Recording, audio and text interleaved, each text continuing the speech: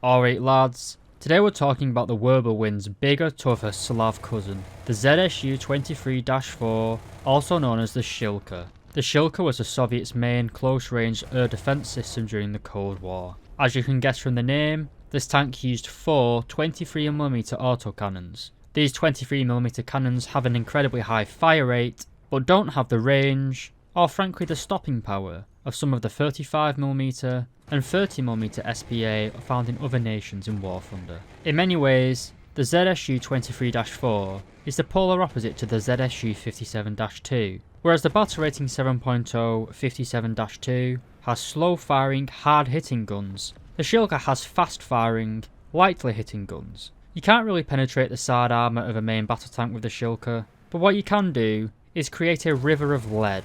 Rather ironic considering the name. But enough about the background, what about in War Thunder? Well, the Shilka is a rank 6 self-propelled anti-aircraft system, located at battle rating 8.0 in arcade, realistic and simulator. To unlock this tank, it's going to cost you 180,000 research points, before unlocking it for 500,000 silver lions. To put this tank in your lineup, it's going to cost you 140,000 silver lions, and for the expert in ace qualification, it's going to set you back 500,000 silver lions and 2,000 golden eagles respectively. Going on to the rewards, and with a premium account and playing realistic battles, you can expect an RP modifier of 428% and a silver line modifier of 285%. In terms of customization, there are several camouflages available for golden eagles, but none currently on the Gaijin marketplace. So lads, with other Soviet SBAs being added recently, like the ZSU-37-2, is this old Soviet anti-aircraft gun still worth the grind? Or, just like a lot of Soviet vehicles,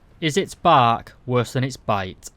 In realistic and simulator battles, the Shilka is powered by an engine producing 280 horsepower. Combined with the vehicle's weight of 20.7 tons, it gives a tank a very bad power to weight ratio of 13.5 horsepower per ton. For a battle rating 8.0 vehicle, this is pretty bad. And even compared to something like the Gepard, the Shilka's mobility is very below average. For example, the Gepard has a power to weight ratio of 18 horsepower per ton and a top speed of 66 km per hour, whereas the Shilka has a power to weight ratio of 13.5 horsepower per ton, as I said, but a top speed of only 50 km per hour, making it both slower with worse acceleration. This is noticeable as well. The Shilka feels incredibly sluggish to play. It accelerates slowly and feels like a bolt trying to get around the map. Being one of the more passive SPAs in game though, this shouldn't be too much of an issue, as you are mainly going to be in your spawn or just outside of it. Well, this is still a major downside of this SPAA, as poor mobility means poor flexibility.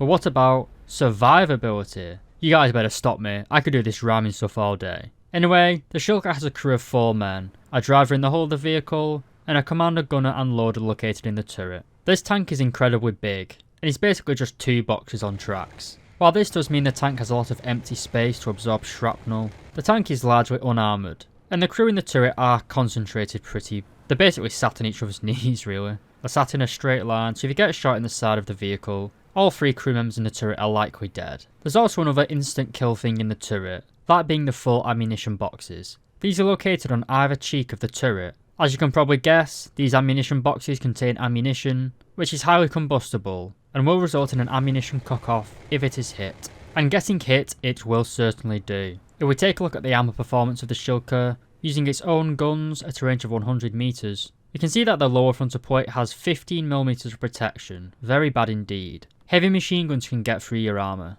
Going up to the upper frontal plate, and it doesn't get any better really. Only 17mm of protection. And boys, it gets even worse. If we go up to the turret, it drops down to below 10mm of armor protection. This means that American 50 cals can penetrate the front of your turret from pretty much all ranges. It leaves you incredibly vulnerable to both 50 cals mounted on roofs of enemy tanks, as well as from pretty much all helicopter and plane weaponry basically. While this tank certainly can dish out the firepower of those 4 23mm guns, it certainly cannot take any fire in return. Alright, the firepower, the best part of all my vehicle reviews. And being a self-propelled anti-aircraft system, the best place to start is the radar. This is the 1RL-33 radar system. It has a maximum range of 20 kilometers, as well as a radar lead indicator. The catch, however, is that this lead indicator will only appear on vehicles within 3 kilometers range of you. While this is fine against planes, it's very poor against helicopters, Very rarely will a helicopter get close to you if it can handle it. Most helicopters will have missiles which have a better range than 3 kilometers, bear in mind. This basically allows the helicopter to sit away from you outside of your effective gun range and basically kill you at mercy, really. This used to be a massive issue in simulator battles, where Shilkas were basically powerless against Alouettes and the other German helicopters. Another thing about this radar is that unlike the Gepard, which has a 360-degree search cone, this only scans a very broad sector of where the guns are actually looking. This isn't too much of an issue, as generally in War Thunder, you know where an enemy plane or helicopter is going to spawn. But if an air target stays low to the ground and flanks the battlefield and comes at you from the side, you will not get a radar pickup unless you are looking in their direction. This is the clear downside compared to the Gepard or the VAK-40, the Swedish thing. But in my opinion, it isn't a deal breaker for the Shilka. Alright, with enough context out of the way, let's actually get onto the guns of this thing. And those are the 23mm AZP-23 cannons. Each gun has a total of 500 rounds of ammunition, with 4 guns in total for 2,000 rounds of ammunition across 4 guns. These guns are stabilised in both the horizontal and vertical axis, which allows you to accurately fire on the move. However, I wouldn't really recommend this if you're trying to shoot at enemy planes. And as we'll see shortly, this thing isn't actually that good against enemy tanks either. For a self-propelled anti-aircraft gun, it does have pretty good vertical guidance characteristics, with 85 degrees of gun elevation, but a rather bad 4 degrees of gun depression. The turret is also very fast moving, with 58 degrees per second rotation speed. This allows you to lead a target that is very close to you and moving fast. Being a low battle rating of 8.0, the Shilka does not get any thermal imaging, but that is to be expected. But what is a gun without its ammunition? The Shilka stock belt contains 1 armor-piercing incendiary tracer round with 51mm of penetration, as well as a high explosive fragmentary incendiary round, which will detonate upon impact. This is a pretty good stock belt, at least when it comes to its anti-air role. 51mm isn't really reliable enough to penetrate the side of most main battle tanks, however you can still deal with light tanks. In the first rank of the modifications, we get access to a high explosive belt. This is 3 high explosive fragmentary rounds for every 1 armor piercing round. And then in the rank 2 of the modifications, we get access to an armor piercing belt, which is 3 armor piercing rounds for every 1 high explosive round. Kind of like the Shilka's big brother, the Tunguska, I think it's better to use the default guns on this tank.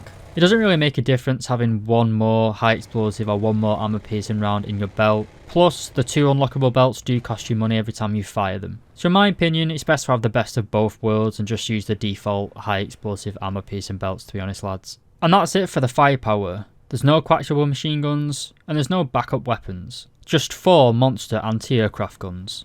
So, should you grind the Shilka? Well, if you want to progress down the Soviet tech tree, at least in the SBAA tree, then you don't really have a choice. I'd define the Shilka as a short-range air defense system. While its 23mm guns are lethal, they're only really lethal within a range of 2 kilometers or less. Just like many of the 23mm guns currently in War Thunder, found on Soviet planes, the 23mm rounds are quite slow and heavy. This means at longer ranges, it's actually quite hard to lead enemy planes, as enemy jets can easily avoid your incoming rounds by just banking or rowing and pulling a little bit of G. This issue is slightly better against helicopters, as they aren't as manoeuvrable, but it is very hard to use the Shilka as a long-range air defense system. When planes do get close though, the Shilka is incredibly good at killing them. The closer a plane is to you, the easier it is though. There are some other downsides though. The Shilka isn't really flexible. It's only really a dedicated anti-aircraft system. It doesn't really have the penetration to be used as a makeshift anti-tank vehicle. We all know just how powerful the Gepard is if it gets on your flank.